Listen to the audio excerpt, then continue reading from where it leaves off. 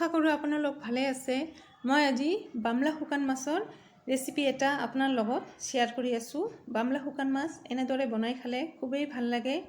আপুনি এবাৰ হ'লেও বামলা শুকান মাছ এনেদৰে মই বনোৱাৰ দৰে বনাই খাব আৰু ইয়াৰ সোৱাদ এবাৰ পালে বাৰে বাৰে খাবলৈ মন কৰিব। তেনেহ'লে আৰু দেৰি নকৰি চাওঁ হওক কেনেদৰে বনালোঁ। ইয়াত মই 5-6টামান বামলা শুকান মাছ লৈছোঁ।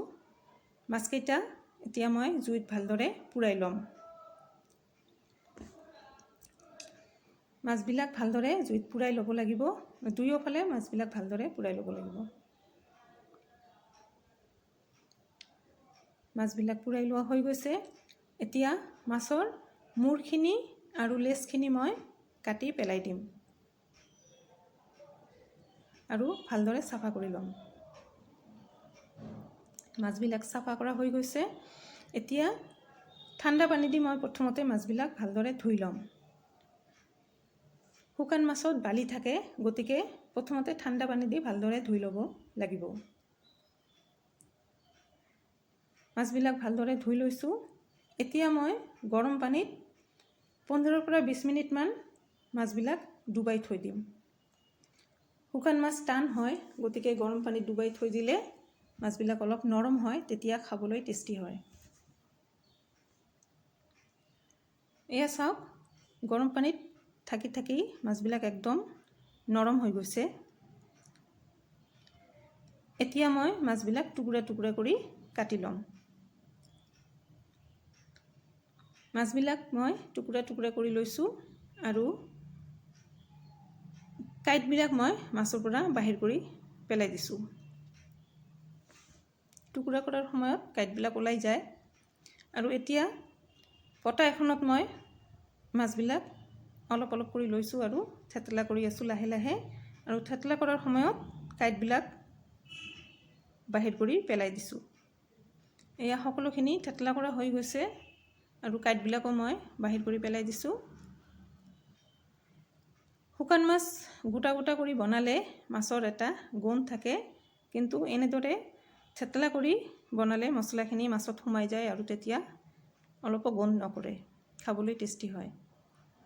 এতিয়া ইয়াত মই এটা ডাঙৰ চাইজৰ পিঁয়াজ লৈছোঁ, নহৰু মই অলপ বেছি কৰি লৈছোঁ, কেঁচা জলকীয়া লৈছোঁ আৰু এটা বিলাহী লৈছোঁ। সৰিয়হ তেল গৰম দিছোঁ। তেলখিনি অলপ বেছিকৈ দিছোঁ। শুকান মাছত তেল অলপ বেছি দিলে ভাল লাগে। পিঁয়াজখিনি দি দিলোঁ। পিঁয়াজখিনি ব্ৰাউন হ'বলৈ দিছোঁ। এতিয়া নহৰুখিনিও দি দিছোঁ। পিঁয়াজ আৰু নহৰু ভালদৰে ভাজিবলৈ দিছোঁ। ভাজা হৈ গৈছে। এতিয়া মই বিলাহীখিনি দি দিলোঁ। বিলাহীখিনিও তেলত ভালদৰে মজিব লাগিব। এতিয়া মই আধা চামুচ হালধিৰ গুড়ি দিছোঁ আৰু আধা চামুচ জিৰা গুড়ি দিছোঁ আৰু আধা চামুচ ধনিয়াৰ গুড়ি দি দিলোঁ। শুকান মাছত বেছি মছলা দিব নালাগে। এতিয়া শুকান জলকীয়া মই পেষ্ট কৰি দিছোঁ 1 চামুচ। শুকান মাছত অলপ জ্বলা বেছি খালে ভাল লাগে। আৰু নিমখ দি দিলোঁ হাত মতো। এতিয়া মছলাখিনি মই ভালদৰে হ'বলৈ দিম। অলপ পানী দি দি মছলাখিনি 5 মিনিটমান মই জাল হ'বলৈ দিম।